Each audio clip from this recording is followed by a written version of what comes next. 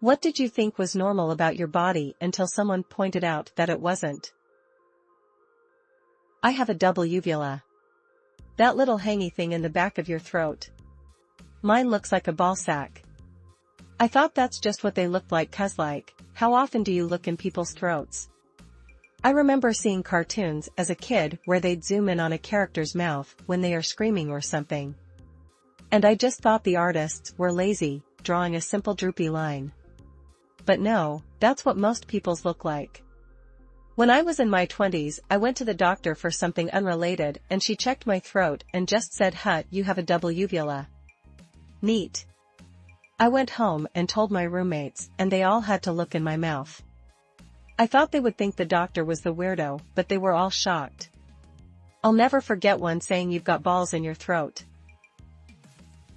The first year of menstruating I had intensely painful periods and severe constipation. The periods would last 2 weeks, with 2 weeks in between each one. Everyone told me things would calm down and even out. Then one night, at a friend's sleepover, I was in so much pain that I was sobbing on the bathroom floor. My parents rushed me to the hospital. Everything I was describing, pain-wise, made it sound like I was in labor. But I was 14 and still very much a virgin. After a week of tests and painkillers, they finally figured out the issue. I then had surgery to open up my second uterus and cervix, which had been sealed shut by a membrane. I had been having periods for a year and had built up like 2 liters worth old blood in my sealed second uterus. So once that was drained out and I was put on major antibiotics, I got to go home and tell all my friends that I had 2 uteruses. I was also born with 1 kidney. Not sure if that's related, but I sure am a mess down there, LMAO. That I had 8 wisdom teeth grow into the extra space in the back of my jaw, 2 for each side, top and bottom, that all grew in just fine after 20. Only to find out on my last trip to the dentist that I have 8 more growing in sideways. The normal amount of wisdom teeth is 4. Not 16. I used the phrase, when your heart does that fluttery sensation and it's like you can feel it beating for a few seconds. Apparently not everyone does know that, in fact most don't, and my colleagues looked at me like I'd lost my mind. I've got alternating exo, the eye doctor called it. I can choose which eye I can see out of and can switch as I please, whichever eye is not picked turns off, and I don't see out of it since I chose the other eye. Since I've been able to do it all my life, both of my eyes can operate alone, so if I lose one it won't be as bad adjusting. Pretty nice actually, but the exo makes me hate selfies, cause whichever eye isn't picked drifts outward, which is noticeable to me at least, sad face. That's not the only one I can think of to LOL edit. Yes, I know there's surgeries to fix the drift, but my eye doc said that it might cause more problems and it's minimal enough that I can live comfortably. I don't have any issues with bumping into things I couldn't see, or dealing with small things. I have a big head. I've never once found a hat that fit. Not even a toque.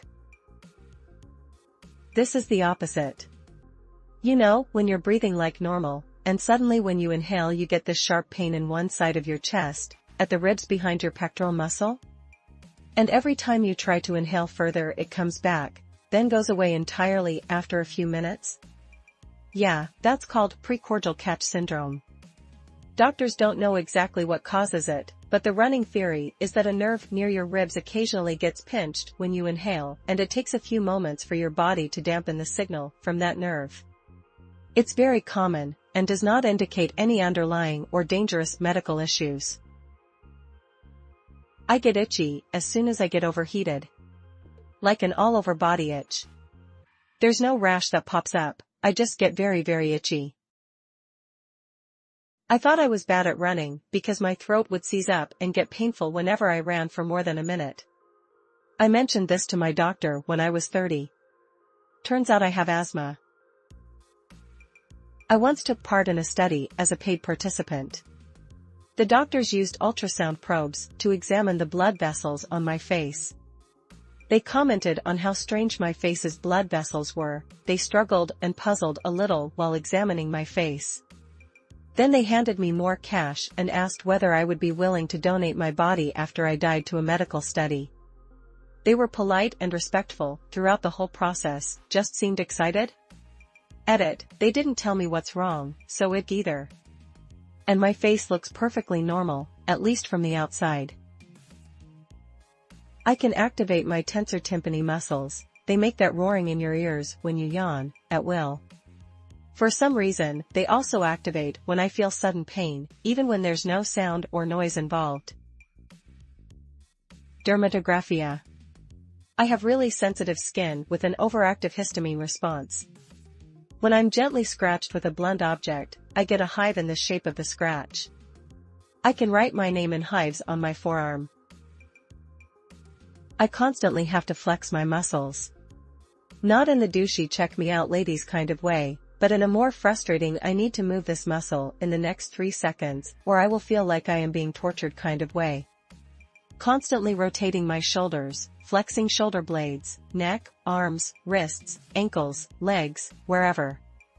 Makes it hard to sit still or sleep. Only seriously noticed when I slept with my first partner, who was very confused as to why I wouldn't stop twisting and flexing for at least 2 hours before falling asleep. I just figured everyone got that feeling. Being under a weighted blanket, feeling my arm or leg fall asleep, both feel like utter torture and will make me scream and writhe about.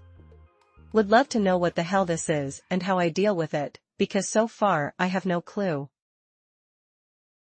The way that my eyes see car headlights at night. I thought everyone saw it that way, but apparently it's not normal, and is due to astigmatism. Check this out to see what I mean. I'm very buoyant.